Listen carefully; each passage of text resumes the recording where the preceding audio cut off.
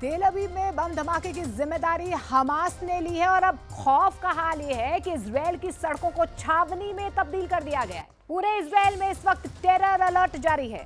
जलते गाजा की तस्वीरों के बीच इजरायल में धमाकों की खबर ने अमेरिका को भी चौंका दिया है। कहा तो यहां तक जा रहा है कि इजरायल में हमास के 27 एजेंट घुस गए।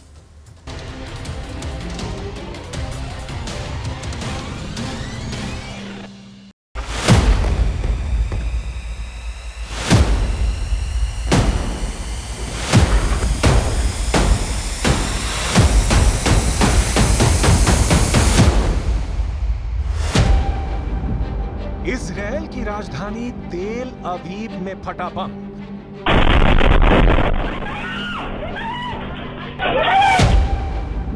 टारगेट पर थे इजरायल के प्रधानमंत्री बेंजामिन नेतन्याहू।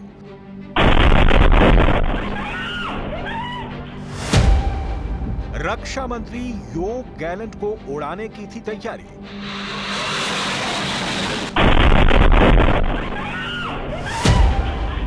बम किसके लिए था? मौत का पैगाम।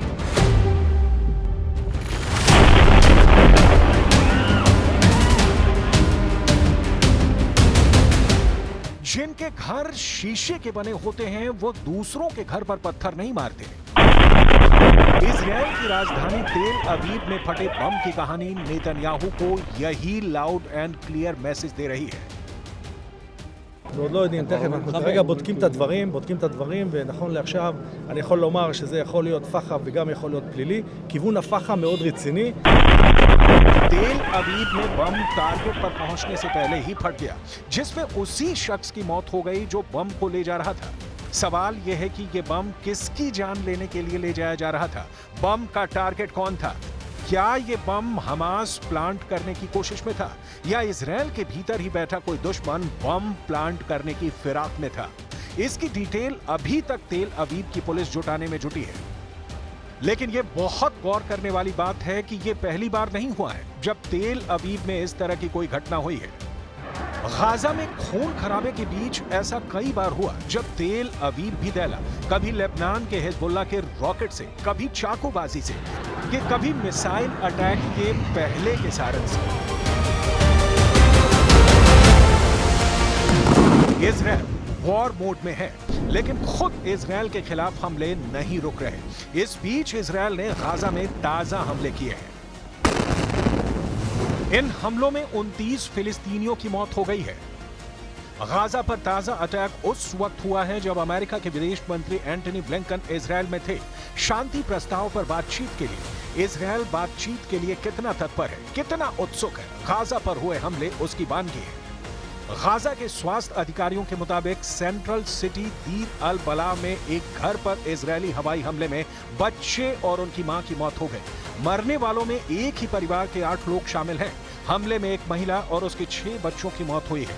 इजरायली सेना ने कहा कि उसने दक्षिण शहर खान यूनिस से इजरायल पर हमला करने के लिए इस्तेमाल किए गए रॉकेट लॉन्चरों को नष्ट कर दिया, जो हाल के हफ्तों में तीव्र लड़ाई की जगह थी। गाजा में युद्ध और शांति साथ साथ। गाजा जल रहा है, अभी से नहीं, पिछले साल अक्टूबर से नेतन्याहू जला रहे हैं शांति प्रस्तावों, बैठकों और युद्ध विरामों की कोशिशों के बीच। अमेरिका के विदेश मंत्री एंटनी ब्लिंकन युद्ध छेड़ने के बाद 10वीं बार इजरायल पहुंचे शांति प्रस्ताव में जान फूंकने के लिए। इससे पहले ब्रिटेन के विदेश मंत्री और फ्रांस के विदेश मंत्री भी तेल अवीव में थे। मकसद वही इजरायल और हमास के बीच शांति स्थापित हो सके। एंटनी ब्लिंकन ने क्या कहा, सुन, उसके बाद दिखाएंगे शांति समझौतों की कोशिशों के बीच। मिडिल ईस्ट के दरवाजे पर जंग की Dastak. This is a decisive moment, probably the best, maybe the last opportunity to get the hostages home, to get a ceasefire, and to put everyone on a better path to enduring peace and security. I'm here as part of an intensive diplomatic effort on President Biden's instructions to try to get this agreement to the line and ultimately over the line. It is time for it to get done.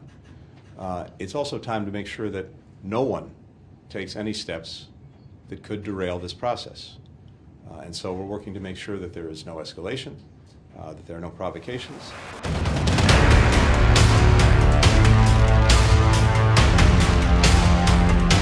बताया जा रहा है कि Israel के प्रधानमंत्री Netanyahu और अमेरिकी विदेश मंत्री एंटनी ब्लिंकन गाजा के साथ एक समझौते पर मुहर लगाने के लिए नए सिरे से बातचीत करेंगे। इजरायल के बाद ब्लिंकन मंगलवार को मिस्र के काहिरा की यात्रा करने वाले हैं, जहां आने वाले दिनों में युद्ध विराम वार्ता फिर से शुरू होगी। AFP के मुताबिक जॉर्डन और खुद हमास ने भी पश्चिमी देशों से नेतन्याहू पर दबाव बनाने की अपील की है ताकि कोई समझौता हो सके। वहीं इजरायल में भी युद्ध विराम को लेकर कई लोग प्रदर्शन कर रहे हैं। हालांकि नेतन्याहू के सत्तारूढ़ गठबंधन के लिए महत्वपूर्ण धुर दक्षिणपंथी सदस्य किसी भी युद्ध विराम का विरोध कर रहे हैं। पश्चिमी देशों के बढ़ते दबाव और ब्लिंकन के इजरायल में लैंड होने के समय कैबिनेट बैठक में हमास प्रमुख का जिक्र करते हुए नेतन्याहू ने जो कहा, उसे बहुत ध्यान से सुनने की जरूरत है। हमास इस समय तक अड़ियल बना हुआ है। उसने दोहा में वार्ता के लिए अपना कोई प्रतिनिधि भी नहीं भेजा। इसलिए दबाव हमास और याह्या सिनवार पर होना चाहिए, न कि इजरायली सरकार पर।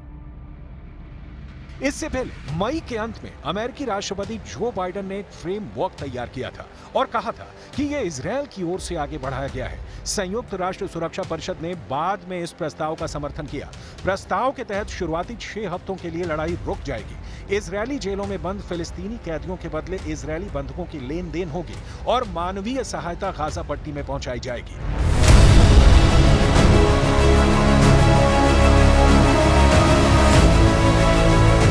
अमेरिका, कतर और मिस्र के मध्यस्थों ने भी प्रगति की सूचना दी है और अमेरिका का भी मानना है कि समझौता होने के करीब है।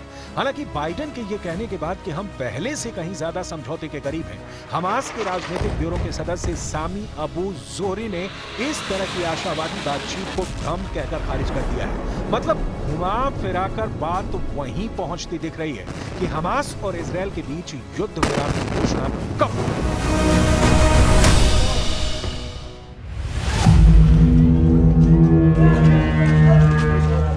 हमास इजरायल युद्ध में अब तक 40,000 से ज्यादा लोग मारे जा चुके हैं।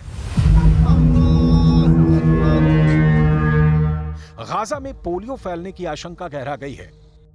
विस्थापित फिलिस्तीनियों के लिए कोई जगह नहीं बची है। कुछ लोग सड़क पर सो रहे हैं। पीने का पानी भी दुर्लभ हो चला है। बाजारों में भोजन तो है, लेकिन यह बहुत महंगा है और फिलिस्तीनियों के पास पैसे नहीं बचे हैं। खून, मौत, मातम और सन्नाटा ही गाजा का वर्तमान है।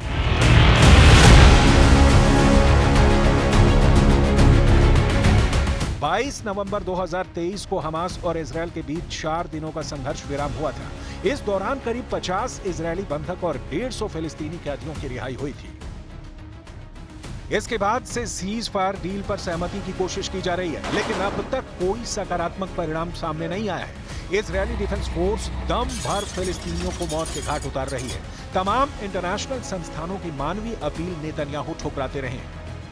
10 दिसंबर 2023 को भी अमेरिका, कतर और मिस्र की ओर से एक 3 स्तरीय सीज फायर डील का प्रस्ताव रखा गया था, जिस पर हमास के अधिकारी तो राजी हो गए, लेकिन इजरायल ने इस प्रस्ताव को ठुकरा दिया। उसके बाद नेतन्याहू ने हमास के खिलाफ हमले तेज करने का ऑर्डर दिया था और हमास के अंतिम आतंकी के मारे जाने तक किसी भी तरह से युद्ध रोकने से इनकार कर दिया था। लेकिन उसके बाद जिस तरह से इजरायली डिफेंस फोर्स ने फिलिस्तीनियों को मारा, उसने दुनिया को चिंता में डाल दिया। यही वजह है कि दोहा में 15 और 16 अगस्त को गाजा सीज फायर डील को लेकर बातचीत हुई। हालांकि इस बातचीत में हमास के प्रतिनिधियों ने हिस्सा नहीं लिया। हमास उन 3 स्तरीय प्रस्ताव पर सहमति चाहता है जो UNSC से भी पारित हो चुका है। वहीं इजरायली प्रधानमंत्री ने एक बार फिर नई शर्तें रखी हैं। पश्चिमी मीडिया में छपी रिपोर्ट के मुताबिक इजरायल दक्षिणी गाजा में अपना नियंत्रण बनाए रखना चाहता है। साथ ही नेतन्याहू की मांग है कि वो गाजा में जगह जगह चेक पॉइंट्स बनाएंगे और उत्तरी गाजा में लौटने वाले फिलिस्तीनियों को तलाशी के बाद ही जाने दिया जाएगा। बताया जा रहा है कि इजरायल की इन नई शर्तों की वजह से ही हमास ने सीज फायर डील की बातचीत में शामिल होने से इनकार कर दिया है। सवाल है कि अब आगे क्या होगा? युद्ध विराम होगा या गाजा यूं ही कब्रिस्तान में तब्दील होता रहेगा? दुनिया पर तीसरे खाड़ी युद्ध का खतरा मंडराने लगा है। ऐसा इसलिए क्योंकि अमेरिका ने अपना 30% वॉरशिप इस वक्त पश्चिम एशिया के आसपास तैनात कर दिया है। ये एक ऐसा बैटल ग्रुप है जिनके पास परमाणु हथियार भी हैं और ये बात पक्की है कि इस वक्त अमेरिका के टारगेट पर ईरान है।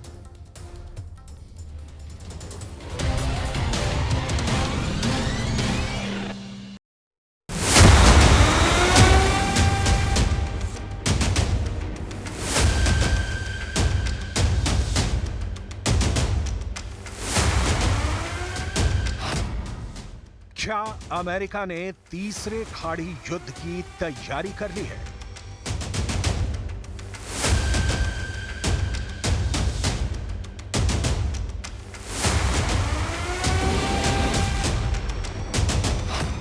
अमेरिका ने अपनी 30% नौसेना इजरायल को बचाने के लिए उतार दी है, या अमेरिका ने अपनी 1/3 नेवी ईरान को मिटाने के लिए तैनात कर दी है? यूएस के रेडार पर सिर्फ ईरान नहीं, लेबनान भी है, सीरिया भी है, यमन भी है और गाजा भी।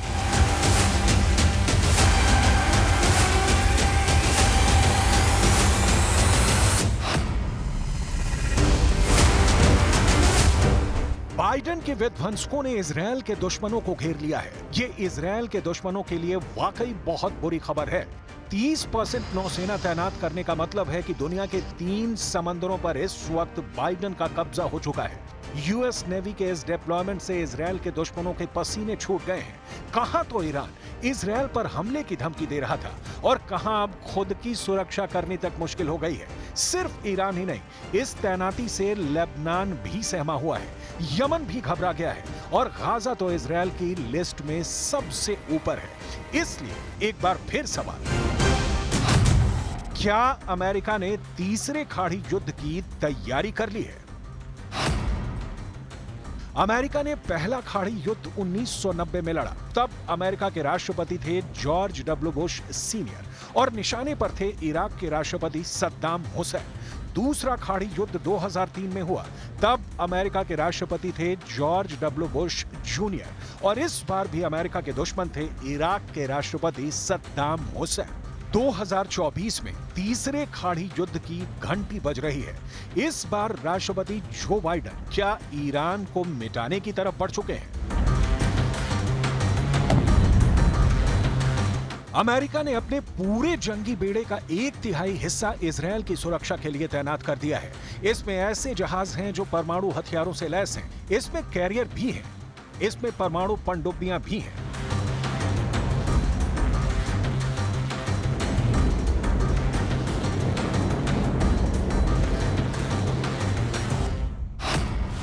अमेरिका का carrier battle group USS Abraham Lincoln की लीडरशिप में भूमध्य सागर को कवर करेगा। परमाणु पनडुब्बी यूएस जॉर्जिया भूमध्य सागर में लेबनान के पास तैनात हो चुकी है। ओमान की खाड़ी में USS Theodore Roosevelt carrier alert पर है, यानी यहां से ईरान को खतरे में डाल सकता है। इसके अलावा अमेरिका के destroyer USS John S McKeon और यूएसएस डैनियल इनोयू भी ओमान की खाड़ी में तैनात किए जा चुके हैं। लाल सागर में भी अमेरिका के वॉरशिप तैनात हैं। यहां से हूथी की मिसाइलों और इजरायल की तरफ लॉन्च होने वाले ड्रोन को ट्रैक कर रहे हैं।